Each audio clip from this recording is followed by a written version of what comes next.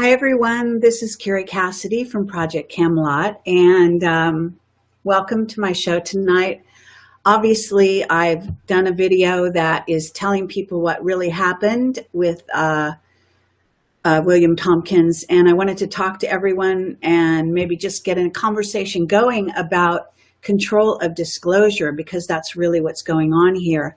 So this is what the show is all about. In the chat room, if you send me your questions, I'll try to answer them, and that's really what's happening. So hopefully this broadcast is working, and not that easy to do everything myself here. But I did say on my Facebook, if you go to my Kerry Lynn Cassidy Facebook, you'll see that I had been writing a couple of more in-depth comments after I did the video so that people would understand what was going on. So we had this show scheduled for around 3 weeks, maybe even more.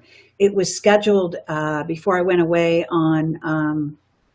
for Christmas. And then I called him yesterday just to kind of catch up and see if he was going to be okay with everything, you know, if the connection was a good one, etc. And we had a very good conversation. As always, I felt I was really in contact with him through, or with the Pleiadians through him. He is often channeling. He actually, I think, can't even control it. I think that's just the state of affairs.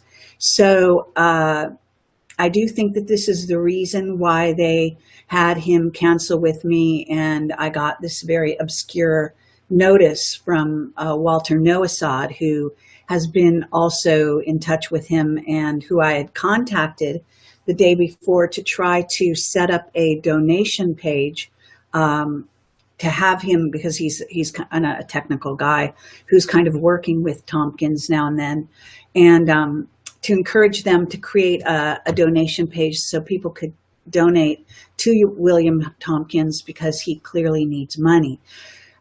He does get paid for his speaking engagements normally.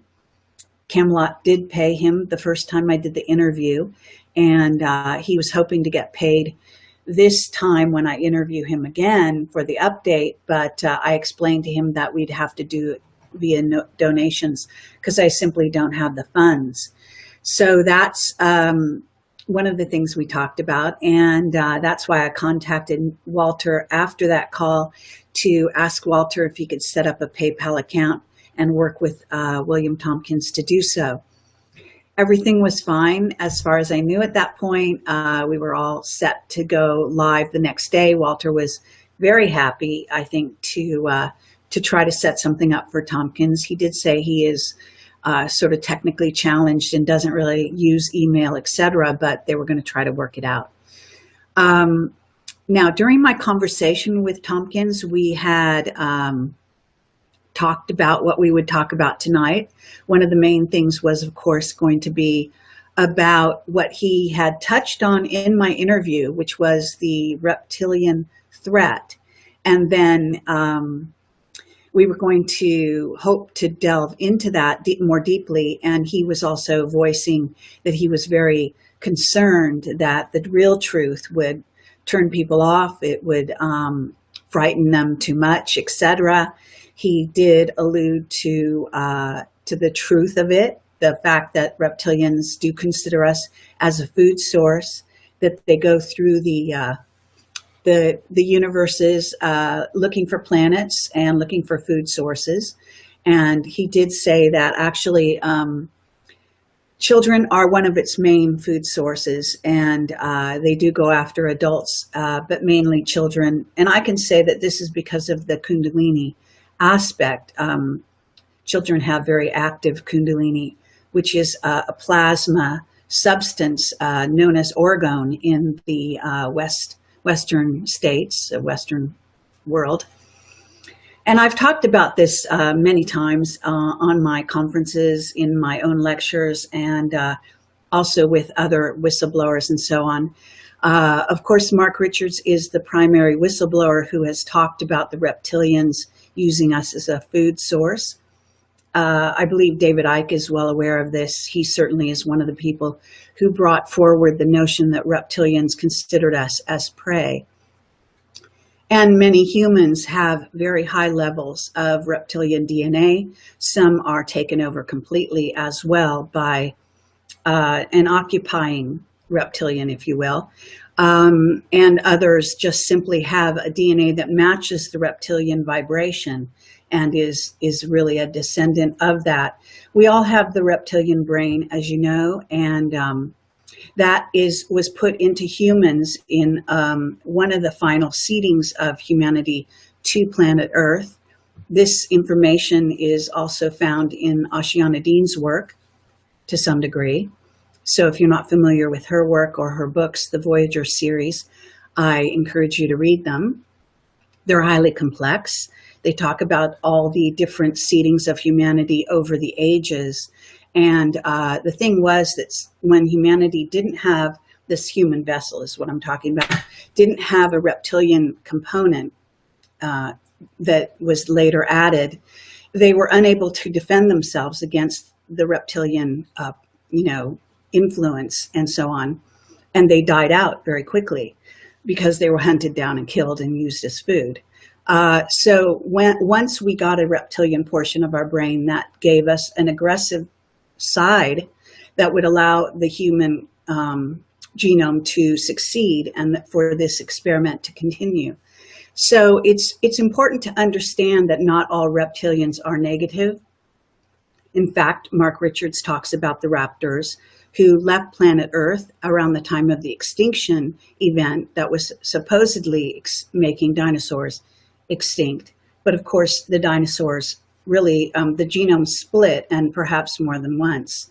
One half went underground and considers the Earth their home, and the other left and is known as the raptor race. They went to, from what I understand, somewhere in the Draco constellation or galaxy. And they established their own society there. They got into space travel, etc. They are back here on the Earth now, and they are interacting with humans, Mark Richards being one of those people, and they are working with our Air Force. So this is the disclosure that Mark Richards had shared. He also talked about humans as a food source, etc.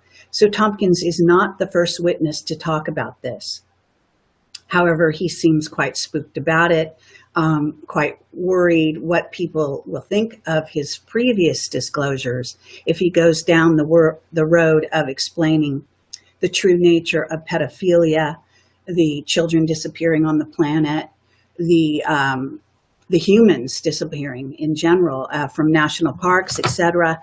I mean, this stuff is rampant. And again, you can see my 5 Mark Richards interviews to really get a handle on this.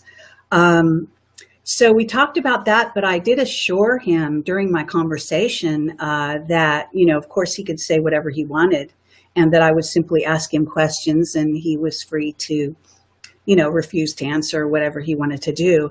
I also thought that, we would talk about other subjects, obviously. There were some things about, for example, the Trump coming into power, that whole thing. And he talked about how happy he was that had succeeded. He felt that that was a huge sort of American sort of bid for freedom, as it were, and feeling that it had not happened on this planet since really the 6,000 years that he said that the Dracos had been here and the reptilians really plundering this planet.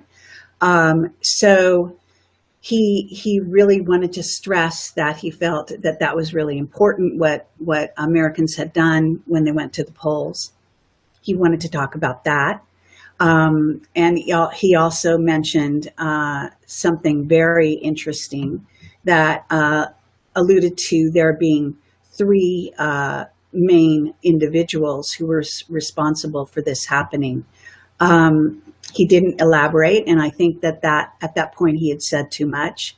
I do believe that that may be one of the reasons they shut him down, because when he's talking to me, it's like we have an open channel between us, and he's unable, in a sense, to kind of censor himself. And so I am prompting him by just, whatever innocent questions I'm asking him, or even the not so innocent ones. And he is propelled to want to tell me the truth. And I think this scares the people who are trying to control disclosure. They want it to happen a certain way. As I posted on my Facebook page, it's important to know that disclosure cannot be controlled, that disclosure has been in the hands of the people now for years, that myself and many others have been instrumental in bringing forth this disclosure. And of course, thank you to the whistleblowers who have come to Project Camelot over the years, and other people out in the sector. So there's no way they're going to control the nature of disclosure at this point. I know that I've been told by whistleblowers confidentially that the Catholic Church, especially the Vatican, would like to control disclosure, that they want to be the sort of spearhead in the disclosure movement, which is why they had certain people like certain individuals at the church come forward and say that, ETs were all under God and Jesus and so on. So that is another thing that's happening here. Of course, Trump is about to be inaugurated. I'm sure it's a very delicate time. I'm sure they're very worried about that. I also know that it's quite strange that from my message from Walter, he said that Tompkins never wanted to speak to me again. And this is so strange, because yesterday we had such a great talk, and because he was so willing to be coming on the show tonight at that point. So between yesterday and today, something major changed, and someone certainly got involved in stopping this happening. So this is, I am always considered like what you might call a wild card. And I can say that conferences are controlled, that I am not invited to speak at the major conferences in spite of having a huge audience out there, because they're afraid of what I'll say, because of my intent and my, I guess you may say, a certain level of confidence in what I'm saying. Whereas a lot of people in this sector try to pretend, even when they know the truth, that they're still questioning, or they're still, open to other interpretations, that maybe it's not all true, etc. So that kind of covers their asses, etc. I just simply say the truth. I have, of course, been doing this in Project Camelot for over 10 years now, and I have ample whistleblower testimony that supports everything I say, including my own intuition and psychic perception and my own contact experiences. So I get downloads often, and they do protect me. I had a very amazing situation happen to me at the airport just the other day, because I was invited to speak on the Sean Stone show for Gaiam TV, which was just taped in Colorado, and I was flown out there just on Sunday and Monday of this week. And myself and Walter Noasad and a couple of the other people are going to be on that episode of Sean Stone's show. I don't know when he'll release it on Gaiam. And I was able to say quite a few very interesting things while I was on that show. But on the way back, first of all, they made me sick on the way there. On the airplane, I suddenly came down with a flu, cold, fever, etc. And that came on instantly, not over time. And I got to my hotel, and they also, my luggage went missing. So between LAX and a direct flight to Denver, Colorado, they conveniently lost my luggage.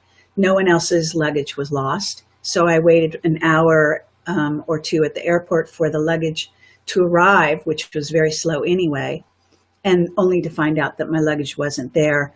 It didn't show up until 1:30 in the morning in Boulder, Colorado, where we're going to tape the next day. So I'm sure that this was, planned, coordinated, etc. Of course, I had nothing of interest in my luggage, just a few changes of clothes for the taping. So this is the kind of thing that goes on. Of course, other people in my sector that do the kind of work I do have been stopped at airports, have been searched, etc., and had these kinds of things go on. So I'm not necessarily unique in this way. It is, however, interesting that they did make me sick. I think I looked kind of like hell on the camera at that point, although I came back and then I was instantly better, like that. And what else? Oh, yes, I had a miraculous happening at the airport that I want to thank the ETs for, which is that normally when I go through security, I go through, that sort of a square thing that is supposed to be a metal detector. That I don't mind, but I don't go into that weird contraption that, makes you raise your arms and all this kind of stuff.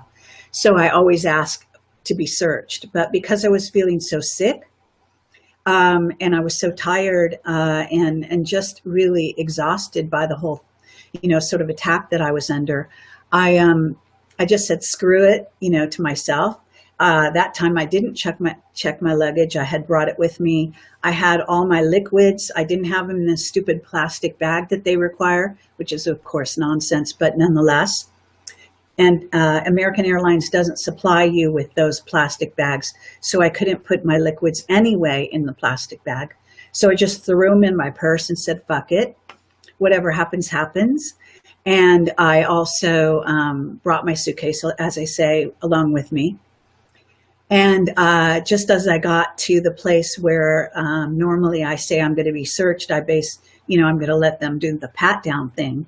I just said, silently to myself, screw it. And then there was a woman in front of me, and I tried to step to the side so that I could just go through that square little metal detector. And, the woman officer that was in charge there motioned me back to go through that big old contraption. So I just said to the universe, okay, I'm just too exhausted. I can't handle anything else. So I guess it won't kill me. I'll just go through this stupid thing.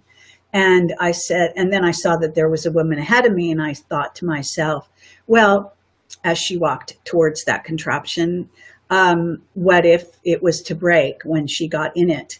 And sure enough, she stepped into that big TSA thing or whatever they call it, and it broke right then and there. The officer told her to back out, and that she and I both had to go through just that little square metal detector.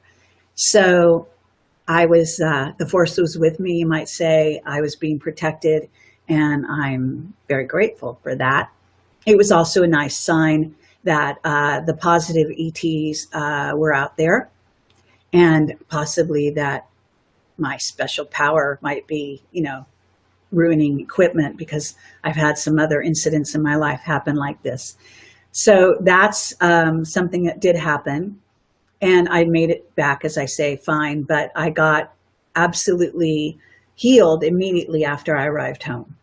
So as you can see, I don't have a cold. And so, there was no fever after I got home either, or anything like that. Now, when I interviewed Tompkins, of course, you will have seen my interview. If you're listening to this and you're watching, I imagine, you will also see that at the end, he complimented me and actually told me he loved me. So I think that someone has gotten to him to stop him from talking to me.